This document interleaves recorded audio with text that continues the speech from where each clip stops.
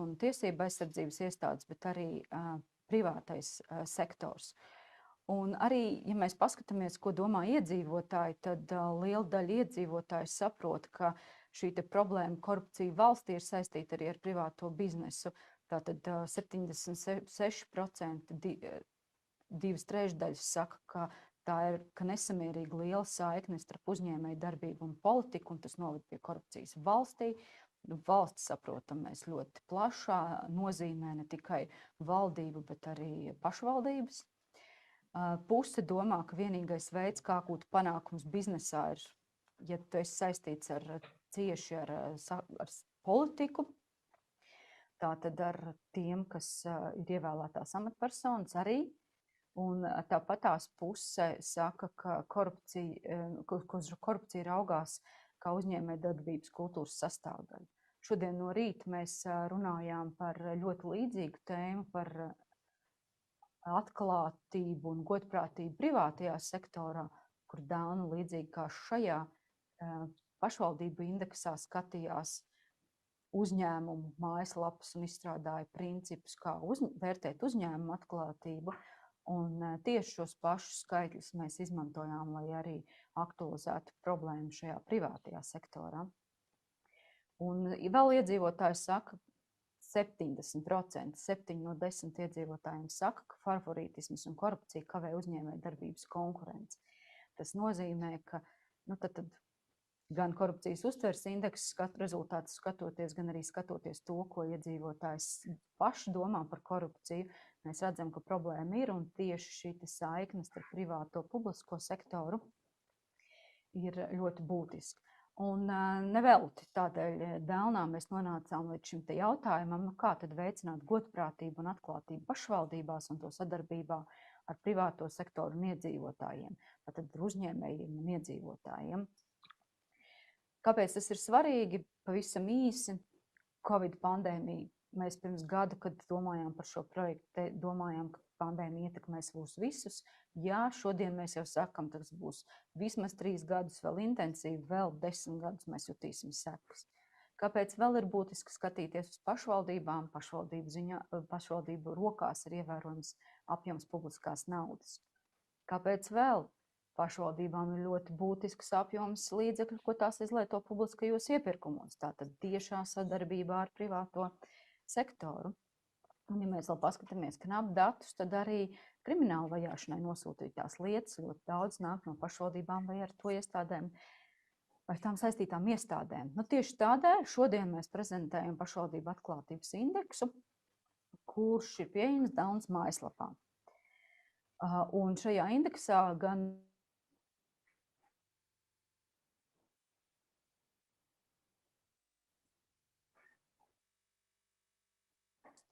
informācijas atklāšanas tādas tēmas, pēc kurām tad analizējām pašvaldību atklātību, tieši skatoties uz Hello everyone, the interpretation will now be available. Following on this slide, this is about the maps that we are creating, and we did not include here municipalities that we consider to be the highest scoring and the lowest scoring ones. We will discuss this later on. What we do say and state with this is the approximate result. And we can see that this topic is a hot one. And as of this study, as of this day, and this study has been concluded, but the discussion remains open. Although initially in Latvia, we wanted to look at 10 municipalities in order to test our method and see how we can improve it, we looked in the end at 41 municipalities. We did not check the municipalities that still did not have their websites up and running after the reform. Also in Norway, our colleagues looked at 10 municipalities, a selection, in order to identify how these principles that we developed are shown in practice and how they could be further improved. But of course, we can later discuss this in detail. Next, two websites on which the index has been published in English and Latvian respectively, but in the future we will also publish guidelines that will most likely be available to municipality representatives in January. So how Transparent International and principles developed by Delna, how they can be implemented in life, and how can we follow these recommendations and indicators. Because one thing is to say that we have these criteria, but the other thing is to actually implement them. So today we are talking about the Municipality Transparency Index. It's available in English and in Norwegian. In Norwegian, there will be a summary as well. I will give the floor to our researchers to talk about the results in Norway and here in Latvia. So this was an overview of the problem we have with corruption and why we have brought this topic and why we have worked with it. And here I reach a very important partner of ours, Norway. We have been cooperating very widely. This initiative was supported by the Embassy of Norway here in Latvia, and also our cooperation partner here is the Norway section of Transparency International. And as we could see from the corruption perception index results, Latvia still has a lot of things it can learn from Norway. And that is what we have concluded after this cooperation with our colleagues. Therefore, I would like to say that we are very glad to have received this support from the Norwegian Embassy, and that today we also have Mr. Christian Udegaard here with us. It's really a pleasure and honor that you support our initiatives and that you could join our event today. We are happy that you managed to join. One more comment for those who are in the Zoom: interpretation button is available for you to have translation available. Those of you who use Zoom, there is an interpretation button that you can use in order to receive interpretation into English. Ambassador, it's a pleasure that you can join us. So I'm happy to share screen with you and for your opening remarks. Thank you. Labdena visiem, labdena, dargi draugi, dear Ines, Taurinia, dear participants of this event. I want to extend my thanks to Ines and Delna for inviting me to open this event in which Delna and Transparency International Norway will share with us the findings on Transparency Index in municipalities in Latvia and Norway. As Ambassador of Norway to Latvia, I'm proud of the links and contacts between Norwegian and Latvian institutions to combat and deter the evil of corruption, not least between NGOs and civil society in our countries. The role of civil society in this fight cannot be under-communicated. Authorities alone, legislation alone, regulations alone cannot impede corruption. We need watchdogs as NGOs, civil society organizations, and a free independent press to effectively hinder or reduce corruption.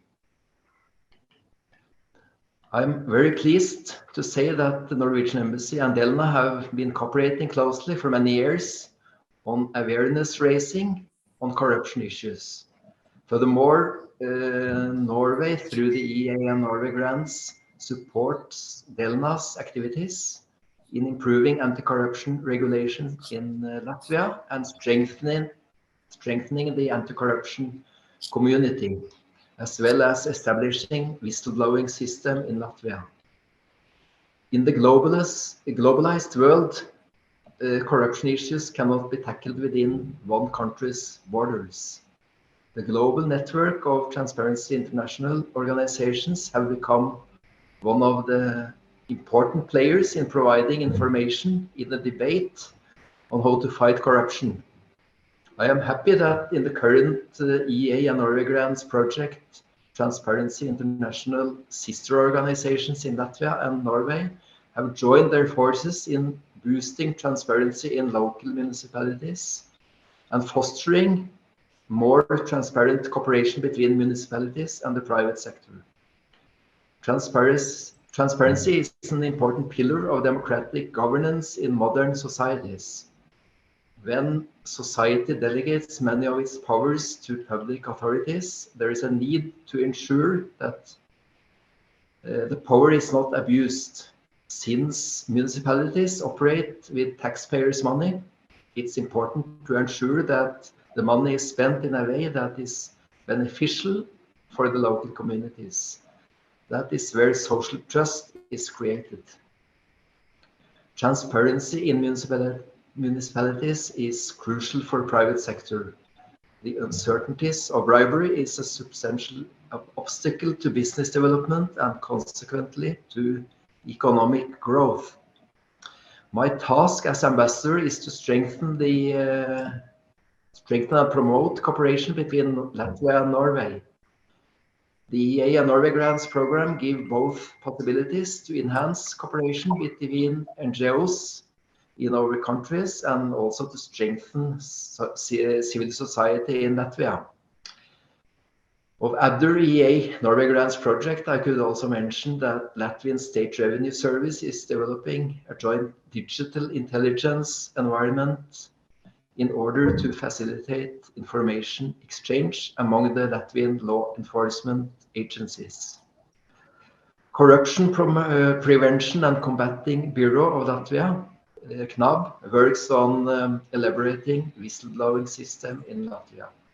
They are establishing an online reporting platform for whistleblowers, as well as strengthening the investigation and analytic capacity of the staff.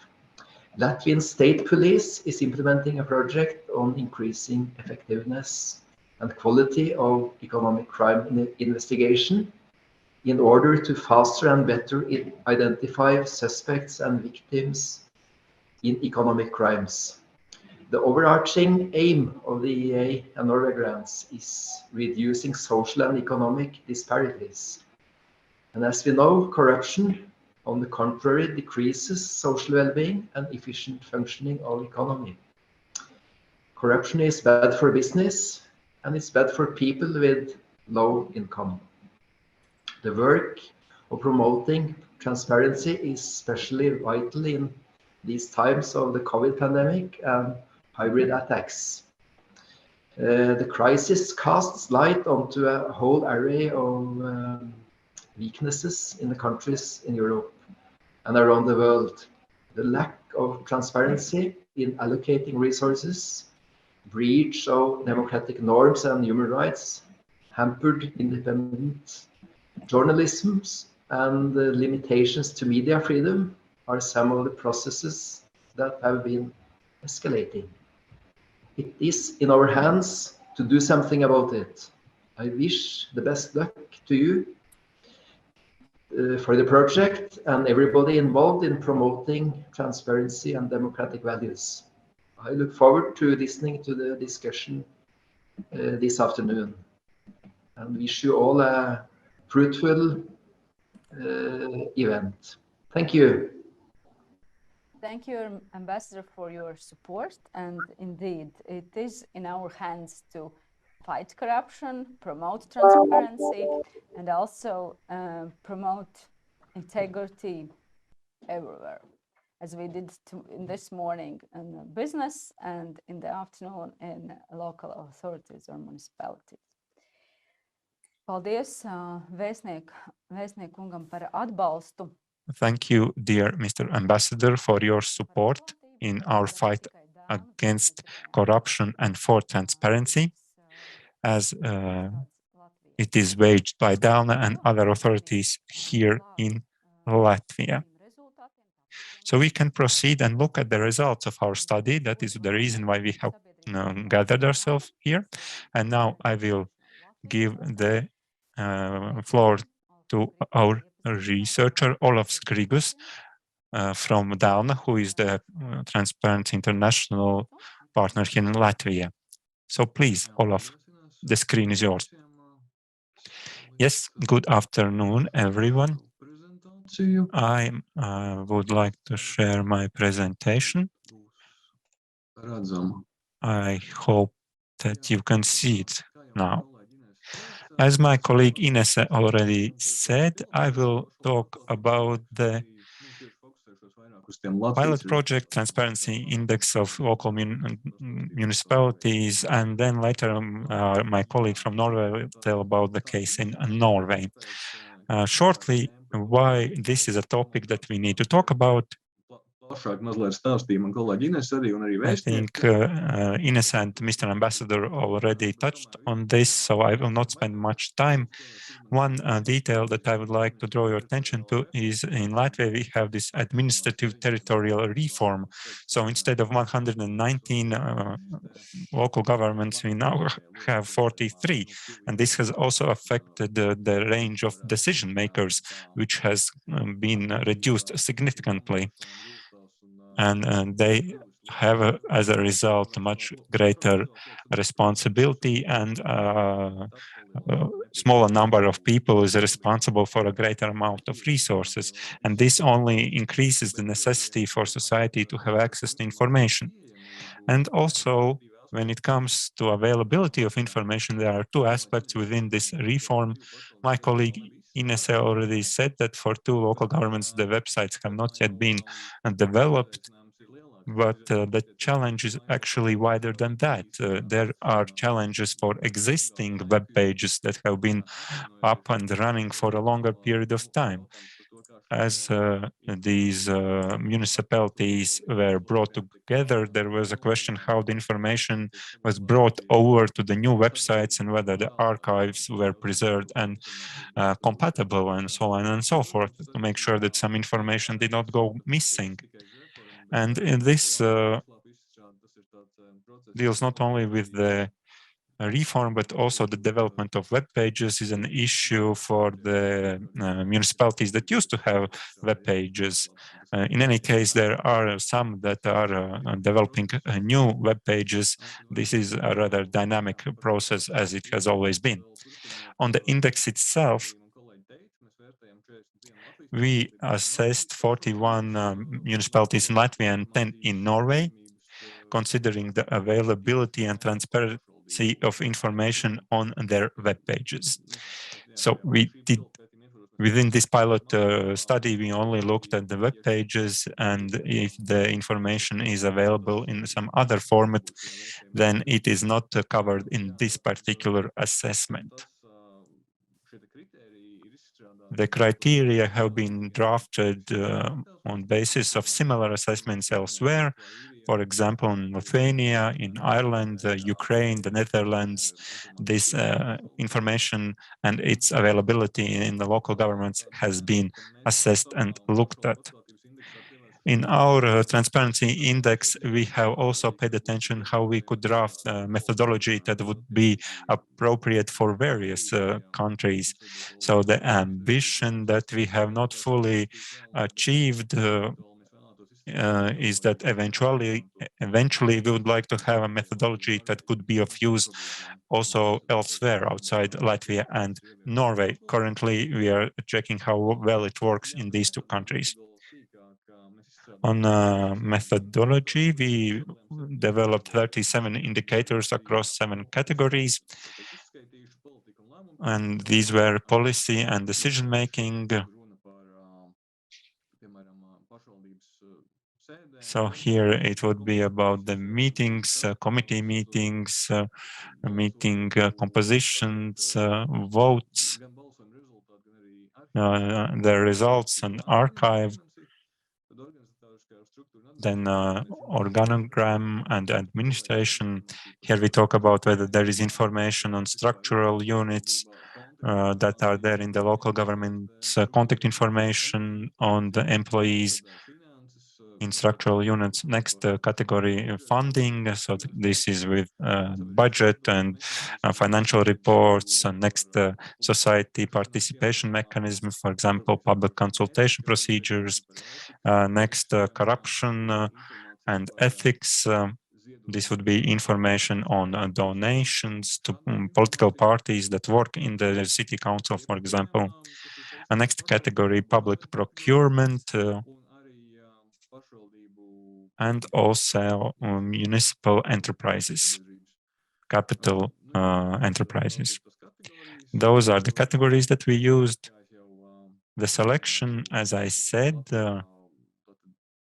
in Latvia, all local governments, apart from the two in Augstdaugava and in Kurzeme, where the websites were not yet developed.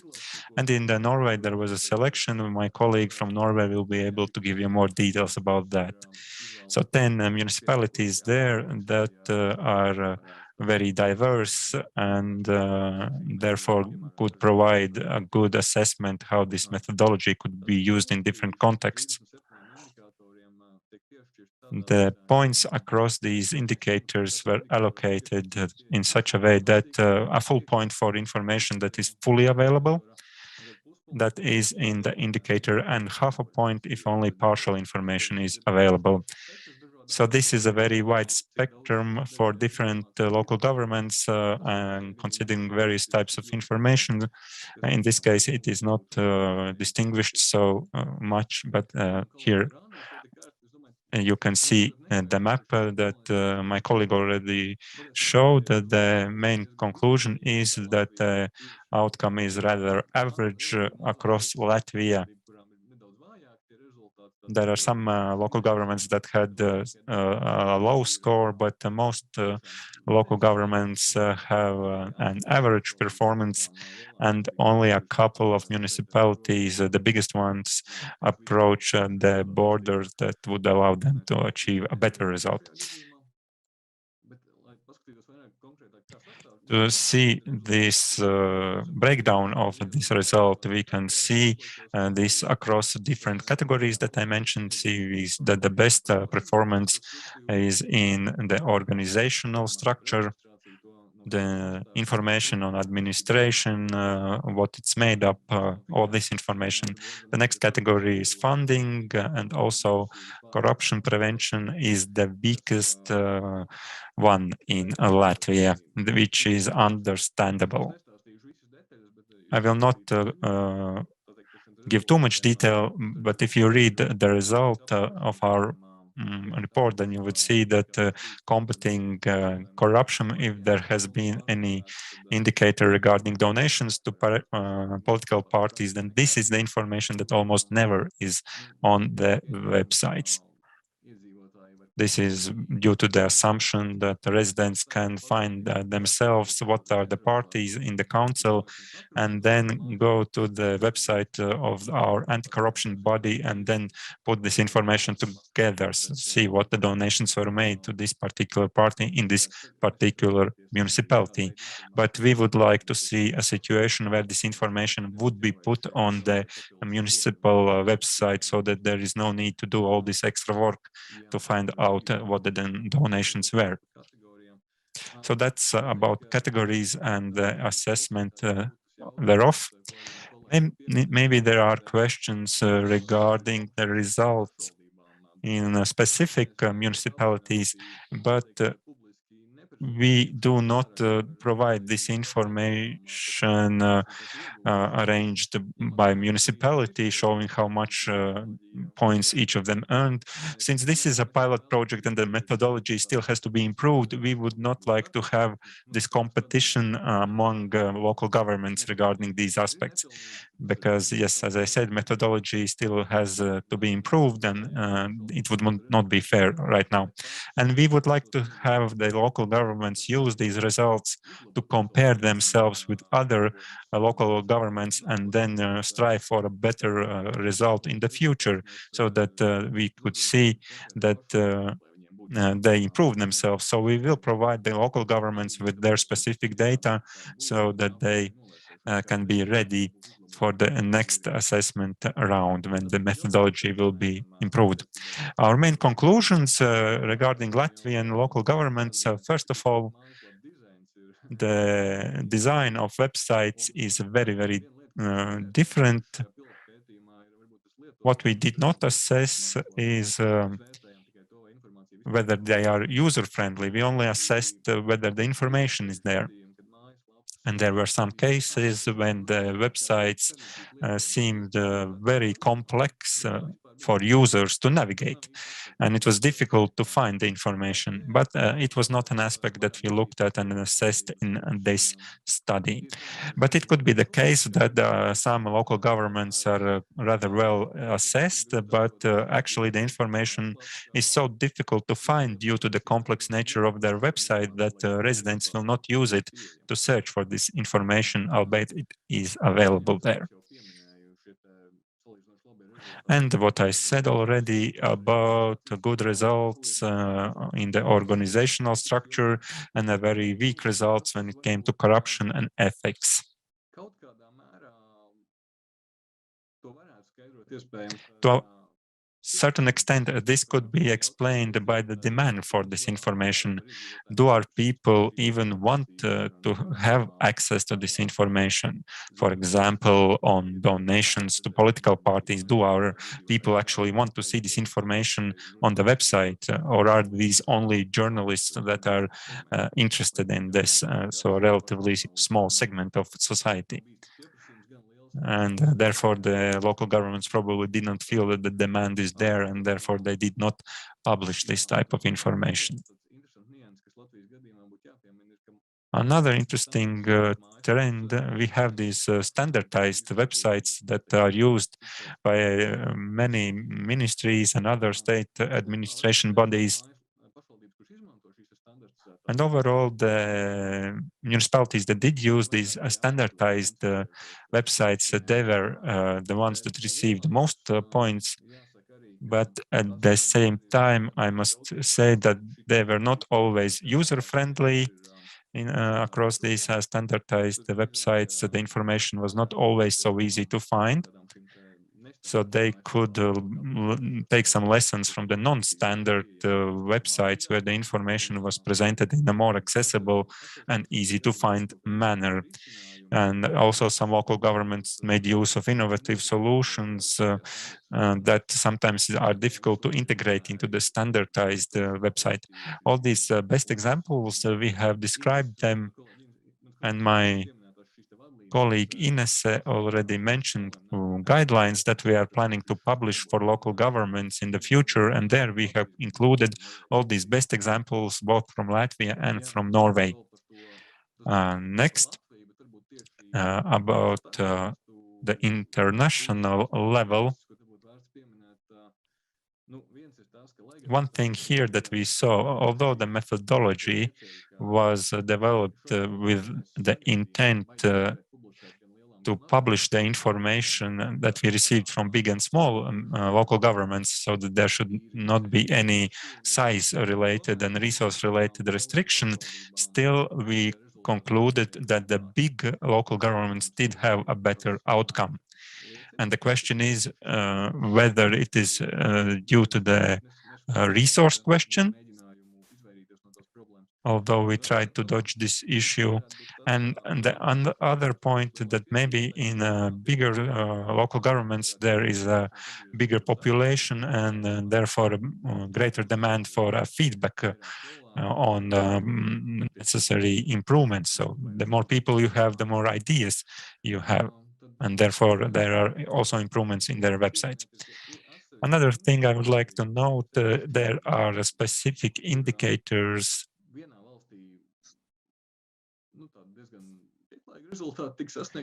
where one country had very good results in local governments, but in the other one, there was no such information published in any of the local government websites. So here the question once again is, could it be due to some cultural issues?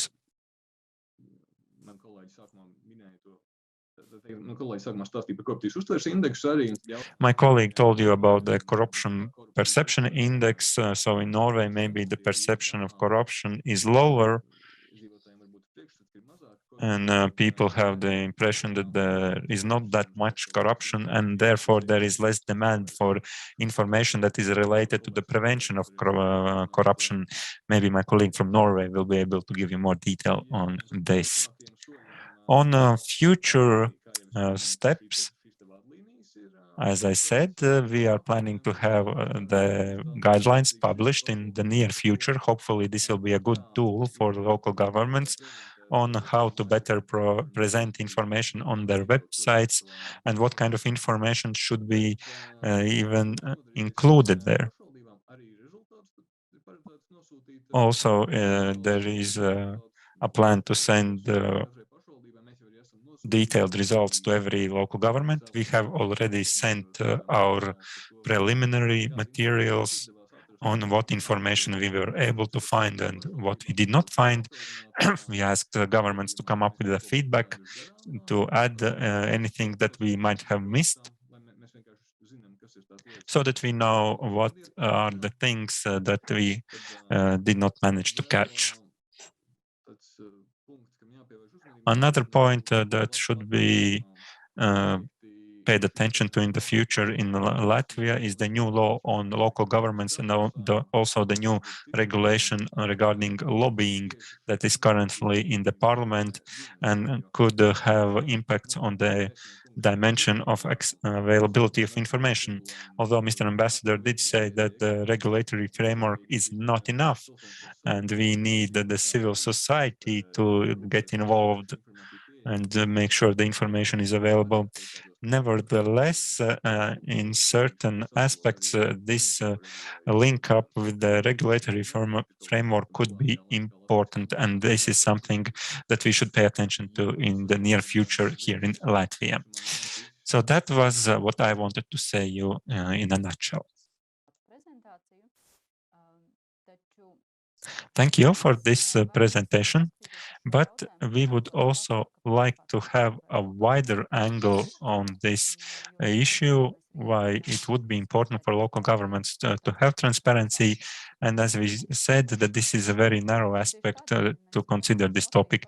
So we have invited from the Latvian Association of Local Governments, from their legal department, Kristina, to talk about the way local governments look at these issues.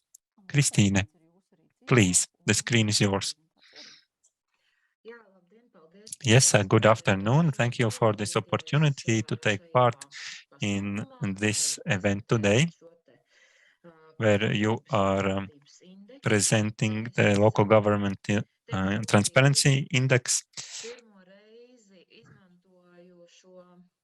I'll be honest, I am using this sharing function for the first time, so it might. I hope you can see what I shared.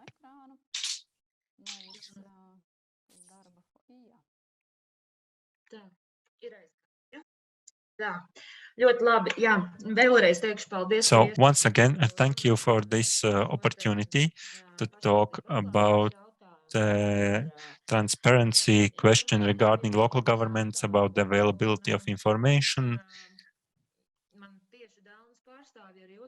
And representatives of Delna talked to me about this, whether it is good for local governments that companies and people have free access to information regarding the local governments. And the first thing that I thought about was, what is a local government? If we look at the law that is currently in force in Latvia, the local government is local administration that is elected, that provides through its institutions and bodies the functions foreseen in the law and works in the interest of the respective population. So people elected their representatives who then take decisions and act in the interest of these people. The next important question, we can discuss many important aspects, but the most important ones is the quantitative and qualitative indicators. And as I read this study, I saw that today with our websites and our information, we have moved more to the quantitative side of things and what has been asked by the law, and not so much thinking about the qualitative side of things. There are some municipalities that are working to make sure that this information is of high quality. Accessibility of information is first and foremost necessary to attract new businesses. In order for companies to establish their business in this local government territory so that it's easy for them to cooperate with local government bodies and they can gain access to information and see what they need to do and to whom they need to speak. And then it's important to have feedback from the companies and to involve them whenever there are any territorial planning or development planning going on. Because it's necessary then to understand what the business people think, because it is an indicator in which direction the local government should move. Should it specialize in the industry, in tourism, in objects of nature, or something else? This is also what we talked about during the territorial reform. Not all governments, local governments, are made the same. They each are of their own specific nature and have their own interests and directions they want to move towards. And this study has shown how diverse our local governments are and how many good examples we can get out of our local governments. If they work not following one solution, but look for a solution that is adapted to their situation, it also provides additional benefit from the availability of such information. And next is attracting new residents. It's important for every local government to have as many residents as possible and to make sure that they feel good in this local government territory. It's important for local residents to understand what's the situation with kindergartens, with schools, with social services. Also, when it comes to recreational possibilities, healthcare, and so on and so forth. And the more information residents have, and the more they have information of the high quality sort, the better the chances that the respective person will choose to live in this local government. Therefore, we need to consider the involvement of people, surveys regarding the services they have access to, their engagement in various events.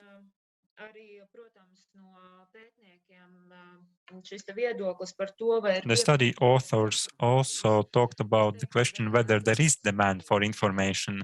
I would say this is also a very important topic. If a resident wants access to information, he should receive this access. Be it through the website or in some other way, that's a different matter. When it comes to availability of information, the feedback is also very important regarding the work of the city council. It was also one of the indicators. So the possibility to watch council meetings to receive decisions made by the council, to see what has been ruled. Also for politicians and staff members to provide information to the population regarding what the local government is actually doing. It's important to provide availability of services. This is one, in my view, of the most important aspects that the local government needs to take care of. It has to provide information, what services are available, where they are available, and what is necessary for the residents to receive these services. And finally, it's important for the information that comes from the local government, for it to make local residents feel like they belong in this municipality. And we can see this after the administrative territorial reform and after the proceedings in the constitutional court, where people were fighting for their municipality, where they wanted to be within a specific territory. In a way, they showed how the feedback works in the local government and how they feel as members of a specific territory.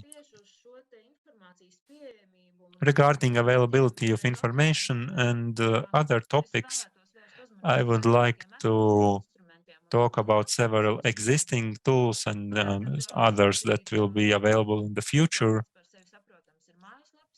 Currently, as you know, we have websites that local government uses to inform its residents, but there are also a sort of newsletter available. It was very interesting for me to read this Delna research study where it indicated that one of the municipalities in Norway has a dedicated TV channel where they broadcast council meetings and provide information about the events and ongoings in their municipality. This was confusing to me to a certain degree, because in Latvia, over the last couple of years, purely out of competition matters and concerns that there could be breach of competition rules, these publications have been very restricted that are made by the local government. I think these publications that provide information would be an excellent way to raise awareness among the population about the decisions made, about rules that have been adopted, and so on.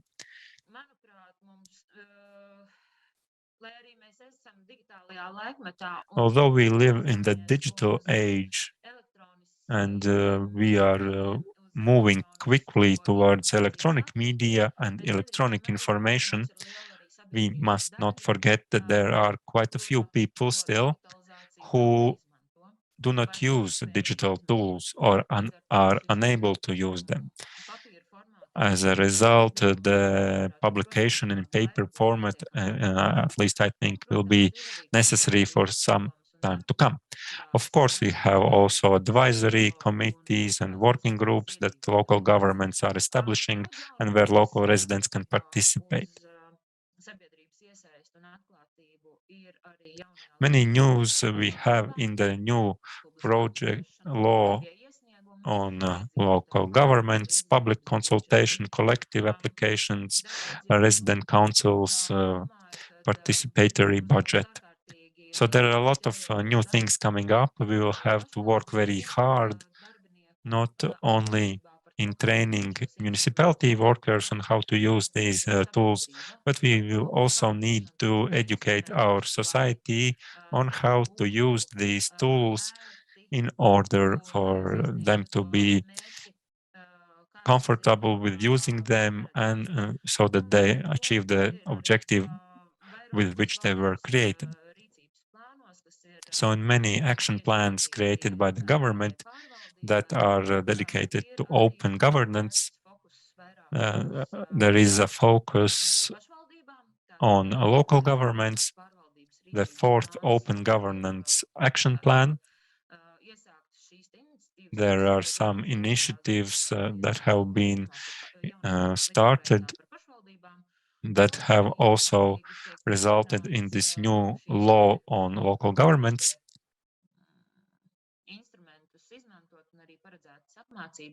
There is also a training planned already during the fifth Open Governments Action Plan.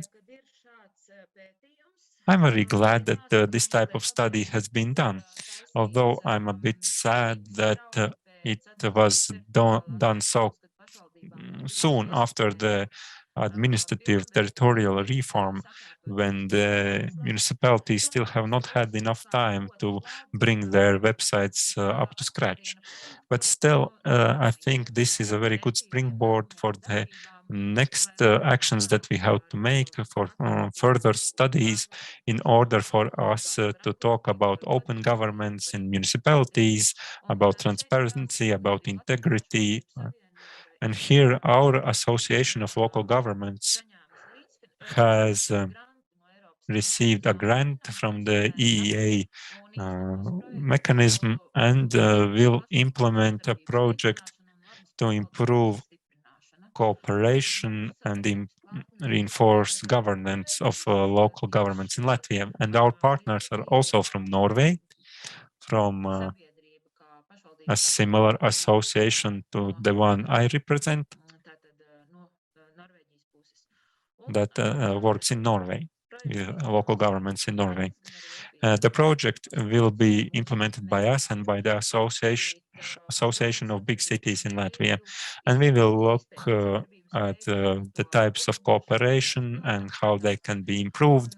There will be various pilot activities, and much of this project will be dedicated to improving open governance and development of action strategy for significant cities in Latvia. I think our project will be a very good continuation towards good governance. We will also deal with anti-corruption issues, with issues of ethics, and also we will consider the transparency and availability of information as well. And I think then we will be able to move from the transparency index to specific actions. I would also like to invite representatives of Delna not to stop here with this study and what you have achieved through it, but also after the next election of local governments, when some time has passed, to repeat this study regarding websites and the information that is available on them. Thank you. Thank you to the Association of Local Governments and also to Kristina Kinča for sharing her opinion and her presentation. I must say that, yes, we are well aware about the criticism that is aimed at this reform and that it was not the right point in time to do this study. But from our side, we can only say once again that point behind this index was to start a discussion on open governments and how to improve cooperation between residents and companies. And of course, we do realize very well that we are all looking for sources of funding, how to continue this work. And then next year, when we will have a 1 year on from elections and the reform, then we could assess these websites once again. And then we could have some interesting results to see whether the new power has made any significant improvements. But we will work on that. Thank you for the results from Latvia. We will continue with the results from Norway. And therefore, I'm glad to give the floor now to our colleague from the Transparency International in Norway, Tora Dolvik, with whom we have worked on this index for more than a year to achieve this result and be able to discuss them today. Great, thank you. Happily, I saw my presentation at the screen for a second. First of all, thank you for this opportunity to share some Norwegian experiences and the results with our Latvian colleagues. Thank you also for this very fruitful and stimulating cooperation with TI Latvia about transparency in local government. We think that comparisons and mutual exchanges of knowledge and experiences will always enable improvements. Should I now share my screen, or do you have the screen from your room? Oh, please share your screen. Okay, thank you.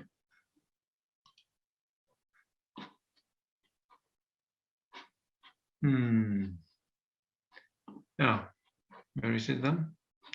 Of course, you can share your presentation as well, but I think that will be more convenient for you to share your presentation if it's possible and navigate Then that. Share. Yes, should work.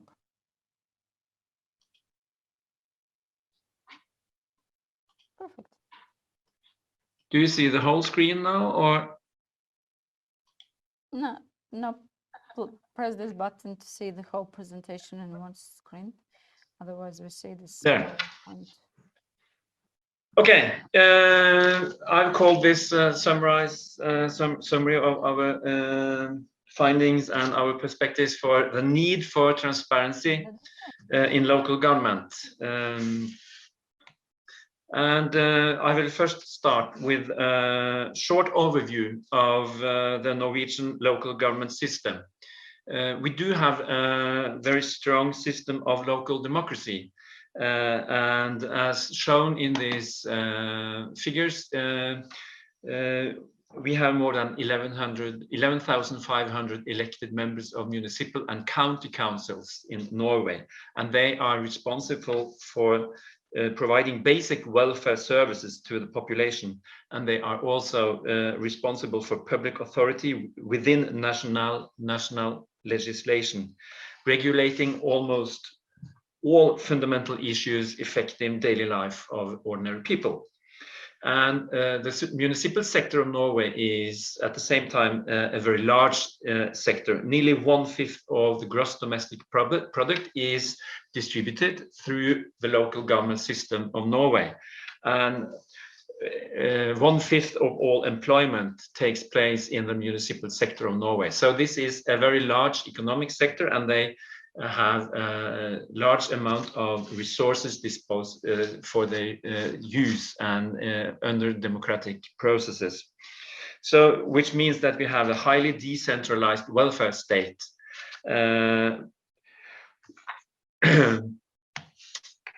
But within this system, we say that there is a risk for corruption, and we have illustrated this by this slippery slope. And we often say that corruption can develop gradually in small steps. And without correction, such small steps may over time establish unfortunate practice and evolve into more serious fraud or even corruption. And therefore, transparency may search as be regarded as a correction in order to make power account,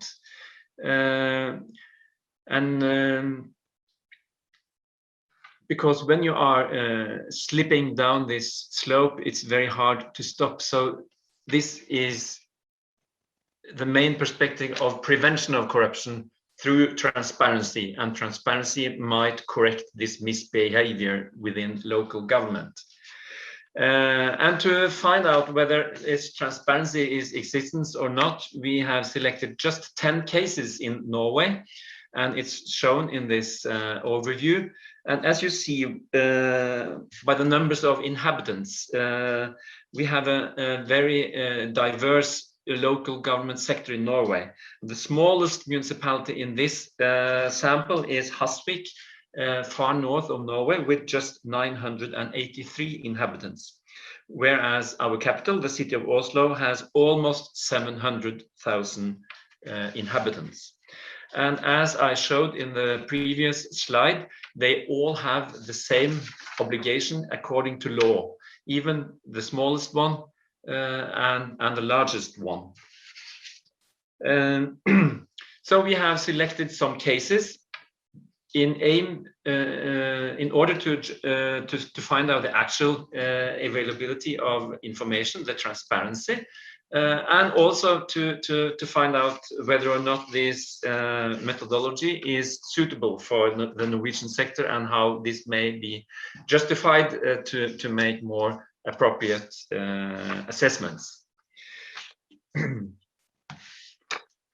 And as my colleague from TI Latvia, Olafs, mentioned, we have measured these 7 main areas within the local government, which is the organizational structure, politics and decision-making, public participation in decision-making, the finances in the local municipality, the public procurement processes and outcomes, the level of anti-corruption measures in the municipality, and lastly, municipal-owned enterprises.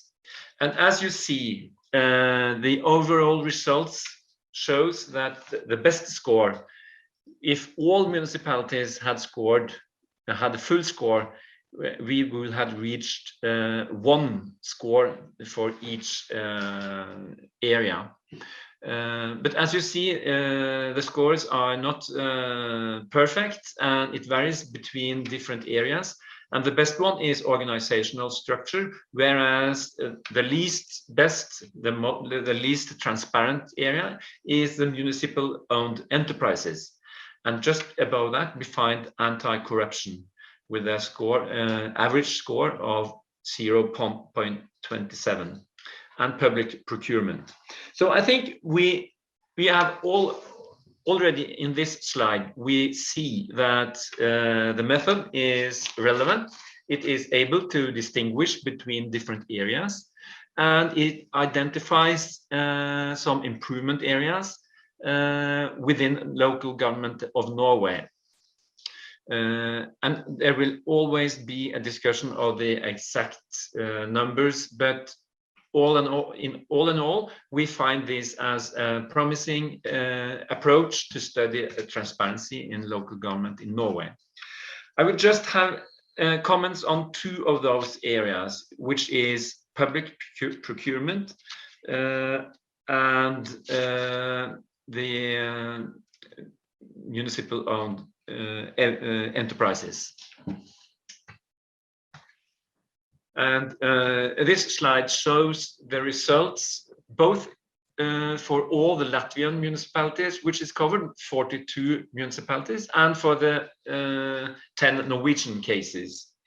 And as you see, the score could be either 1, 0.1, or 0 if no information is available at all for this criteria, this indicator.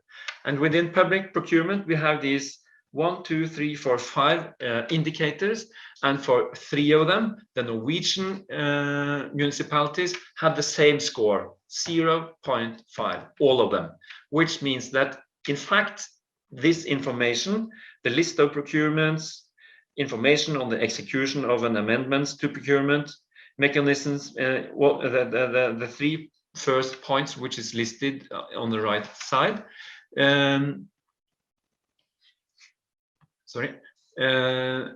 they were not present at the municipal website. But the explanation is that we do have a national website where all this information is available, and which is widely used in public procurement processes in Norway. But we think that each municipality should, in the name of transparency, have a link and information about their own public procurements, and an explanation of where the entire information about all procurements in the municipal sector is available at the national portal, the national site. And as long as it does not exist, we gave them 0.5 each. And the last 2 points within this area, we did not find any information at all. And as you see, it's the same situation in Latvia, but a larger amount of the Latvian municipalities have full score in this procurement area. So we see that in some areas, Norway and Norwegian municipalities certainly do have something to learn from their Latvian colleagues. And the next slide is about these municipal owned enterprises. And we see the same picture here, that it varies between the certain indicator, and that in some areas, the Latvian municipalities seems to have more transparency about this indicator than the Norwegian municipalities in this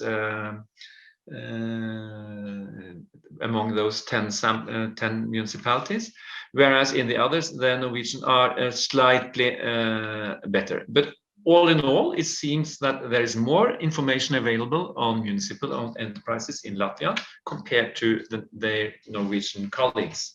And we found this also very interesting, and I think it is a substantial finding rather than a methodological explanation of these findings. We cannot say that this is a representative picture of the situation in the entire municipal sector of Norway, but we can say that this is an indicator of in which areas within the municipal activity there is a lack of transparency. And then I will end with my last slide. Oftenly we say that we face 6 areas of corruption risk in the municipal sector of Norway. It has to do with the democracy and political processes. It has to do with the exercising of authority, the second one. It has to do with all this service provision, which is laid down by law into the local sector in Norway, and all various aspects of local community and urban development. Corporate governance, which is the municipal enterprises, and lastly, procurements. In all these areas, we find corruption risk. And I think this study so far has confirmed that we do face some areas where we can improve the situation.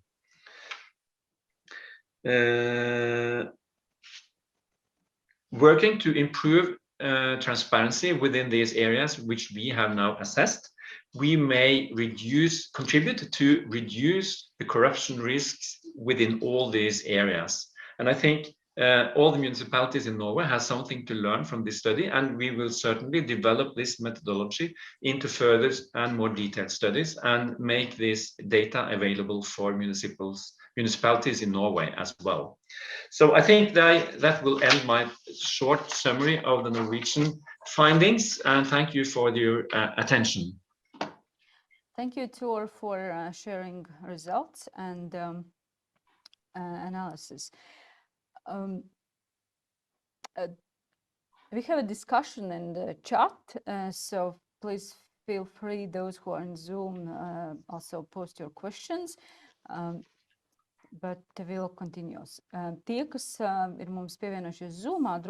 Those of you who are on Zoom, please use the chat function to enter your questions. And you can see that we are also providing answers there, and the discussion is ongoing.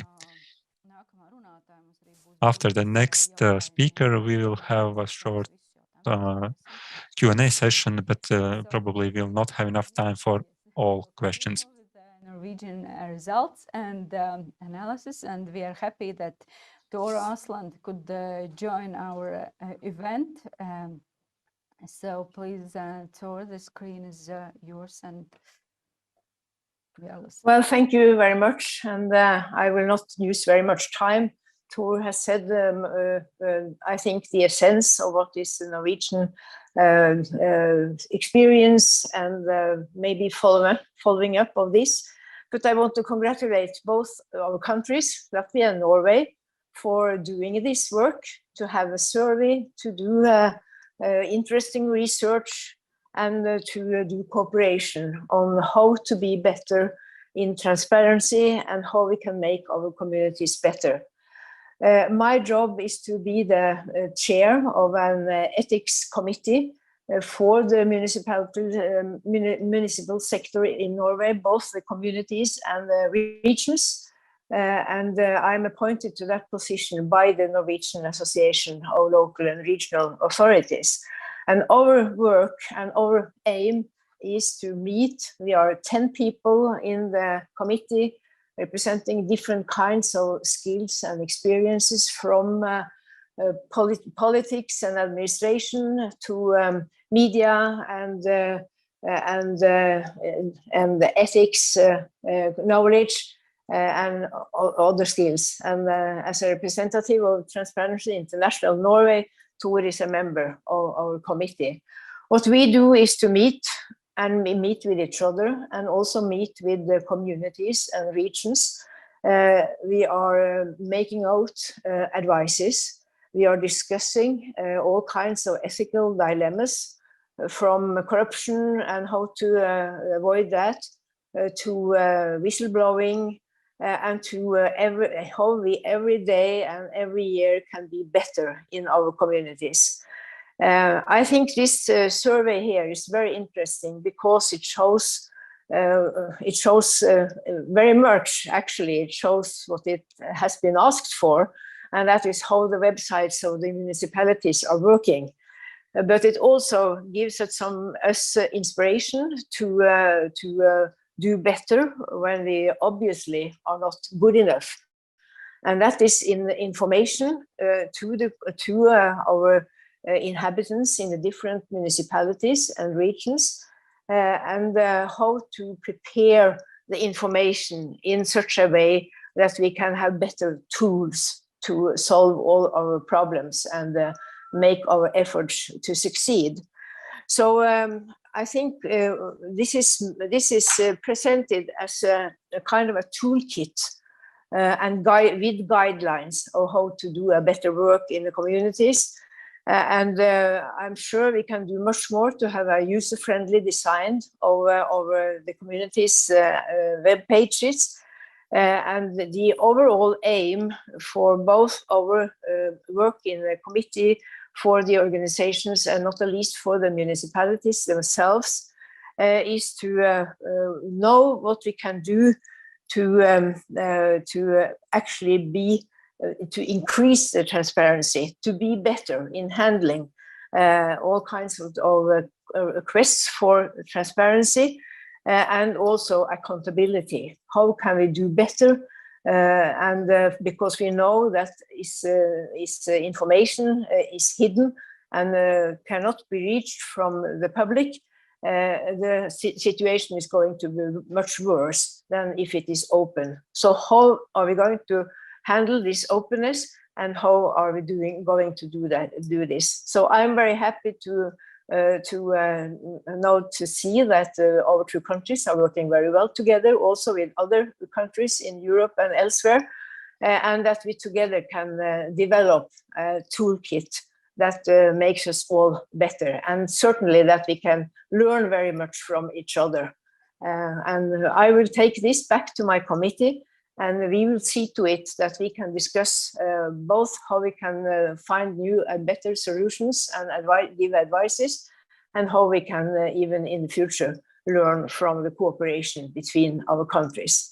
So thank you so far, and good luck with the work further on. Thank you for your support.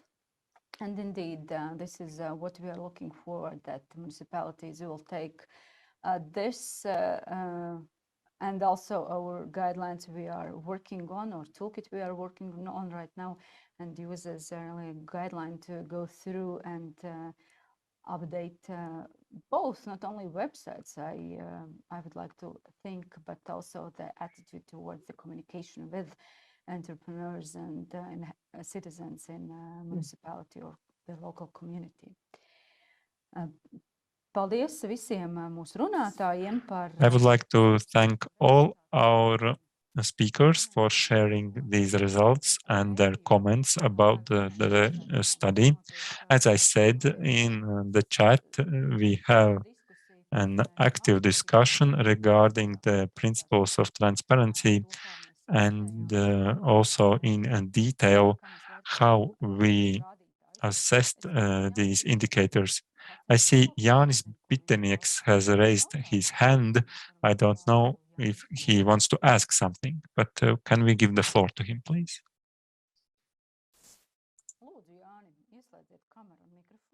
Please, Jāni, turn on your camera and your microphone and we will listen. If the camera is not possible, please.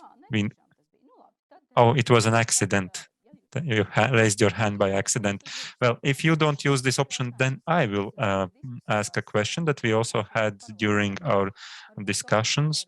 Maybe Olaf can give some detailed explanation regarding the allocation of points and the data that we used to analyze the situation. So one of the questions was how much points were given to each of the indicators.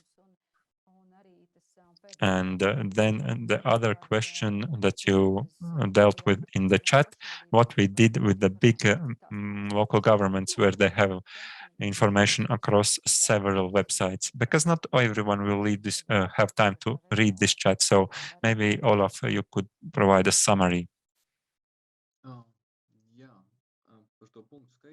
Yes, regarding points, the question was whether all the indicators had the same weight. Yes, they were all of the same weight. As I said, the methodology will probably see some improvements in the future, and it will be assessed whether or not we need to change the content of indicators so that the weighting is more reasonable. But what I would like to say about the categories, there's a different number of indicators in each of them. So for example, in anti-corruption area, there are more indicators than in the area of organizational structure.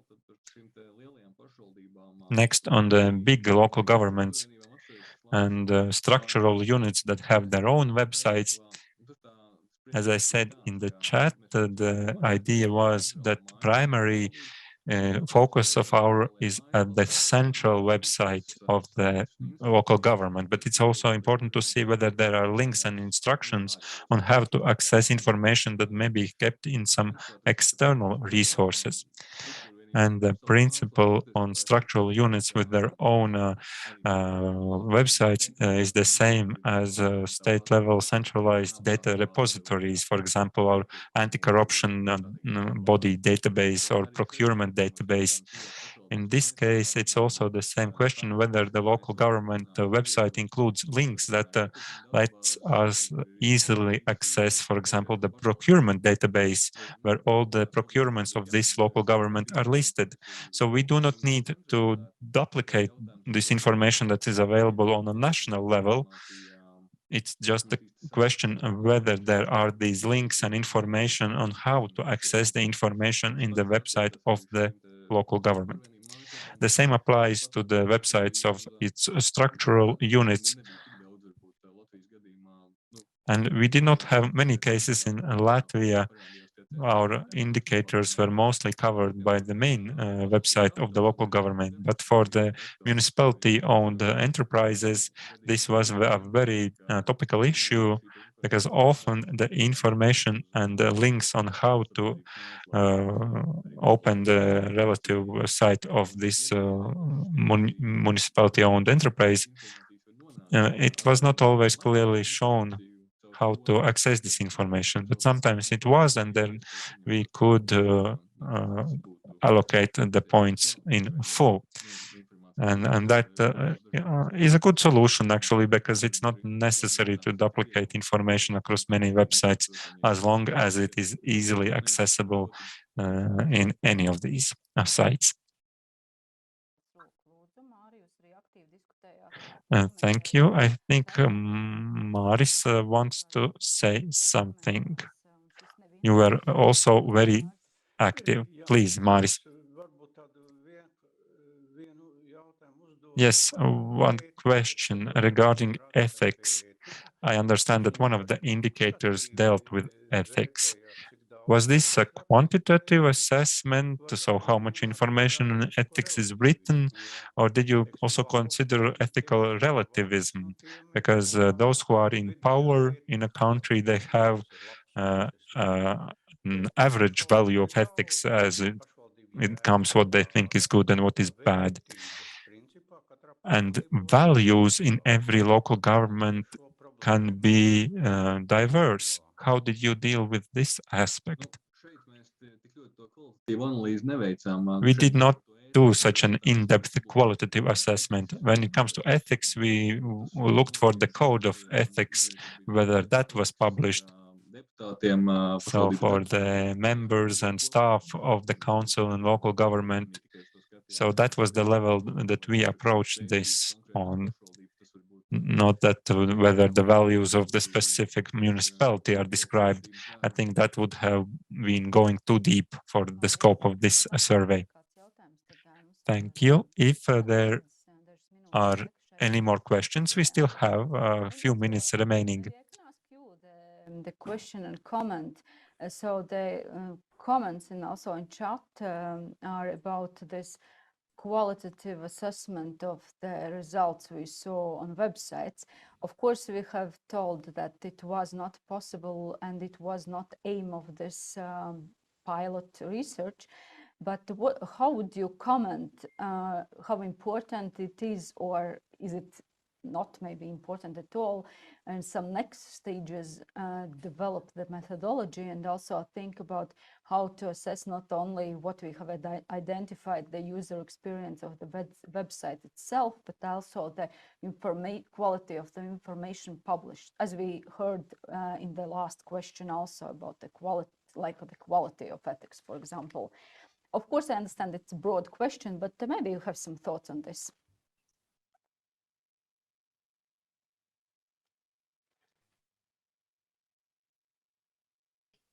I'm sorry, did you raise this question to me? Yes. Yeah, thank you. Well, I think it's a very good question, because the numbers of information available at the website doesn't tell very much unless you have something qualitative to extract from it. As it was mentioned before we presented this data, I think it was Olaf's, he said that maybe the expectations in Norway differs a bit from people's expectations in Latvia, which means that specific information is not demanded to the same extent.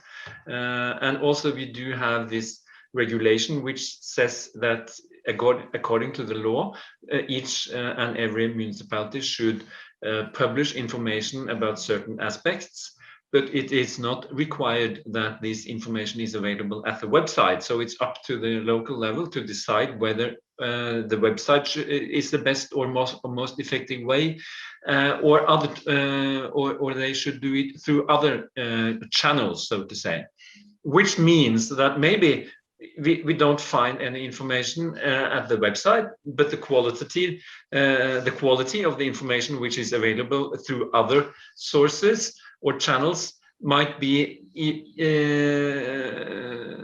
much better, which means that we need not only to count the numbers, but also to study the content, which requires a more qualitative study of some samples of municipalities to understand the way of the performance of making information accessible and their policy towards transparency. So I think this is a starting point, but to be honest, I think it is a very good starting point because those numbers give some very important illustrations of what the challenges are, even though. Thank you. Thank you. Thank you very much for this comment. Skaidrs, rezultāts esam prezentējuši. So we have now presented our results. These are available on the Delna webpage, both in Latvian and in English. And in the web pages that we are still working on in transparencyindex.lv and the same in Latvian. We have listened to our representatives and from the representative of the Association of Local Governments regarding the transparency of information. We have identified further steps that need to be taken to improve the methodology of this study. So we are well aware of what we need to do in the future. So Tor and Olafs, I wish you much energy to consider these issues in the future. And from Delna, I can say that we will do all that we can in order to continue this work. And in some time, I cannot say exactly when today, but in the future, we would like to see these results carefully assessed, and then we could repeat it. This is a very, very good starting point so that we can discuss the transparency of our local governments. And Delna also dealt with the transparency of private business. And we also talked about that sector in the morning session. I wish you all many ideas on how to proceed, and I would like to see you in our next events. Thank you all for taking part.